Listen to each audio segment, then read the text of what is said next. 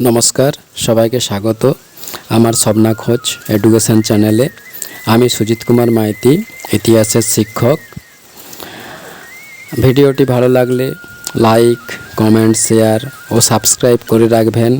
আর পাশে নোটিফিকেশান বোতামটি সক্রিয় করে পাশে থাকবেন, যাতে আরও নতুন নতুন ক্লাস ভিডিও সবার আগে আপনার কাছে পৌঁছে যেতে পারে। আজকে দশম শ্রেণীর একটি ইতিহাস। আজকের বিষয় সতীদাহ বিরোধী আন্দোলন।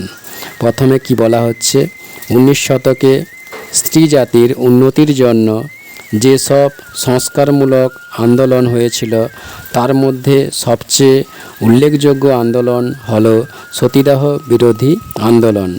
এবার বলা হচ্ছে সতীদাহ কি। মৃত স্বামীর চিতায় জীবিত স্ত্রীকে জ্বলন্ত অবস্থায় পুড়িয়ে মারার ঘটনাকে সতীদাহ প্রথা বলে। এবার বলা হচ্ছে প্রতিবাদ।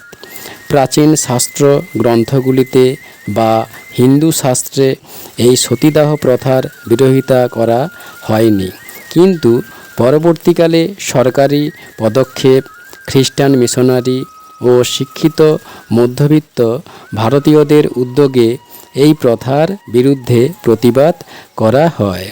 এবার বলা হচ্ছে রাজা রামমোহন রায়ের ভূমিকা। এই প্রথা বিরোধী আন্দোলনের সর্বাপেক্ষা উল্লেখযোগ্য ব্যক্তি হলেন রাজা রামমোহন রায়। সমাজ থেকে এই প্রথা উচ্ছেদের জন্য তিনি বহু পত্রপত্রিকা রচনা করে প্রচার করে আত্মীয় সভা ও ব্রাহ্মসভা প্রতিষ্ঠা করে এই প্রথার সমালোচনা করেন। এবার বলা হচ্ছে সতীদাহ প্রথা উচ্ছেদ।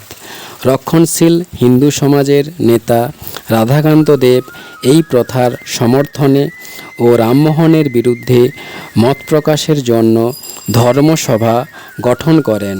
তা সত্ত্বেও শেষমেশ 1829 খ্রিস্টাব্দে 4 ডিসেম্বর রামমোহনের উদ্যোগে লর্ড বেন্টিং এর সহায়তায় 17 নম্বর আইনে এই প্রথার উচ্ছেদ করা হয়।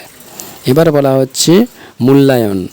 সতীদাহ প্রথা রামমোহন রায় যে প্রচেষ্টার মাধ্যমে নিবারণ করেছিলেন তা ভারতীয় ইতিহাসে তিনি চিরস্মরণীয় হয়ে থাকবেন। ধন্যবাদ। পরের একটি নতুন ক্লাস ভিডিওতে দেখা হচ্ছে। সবাই ভালো থাকবেন।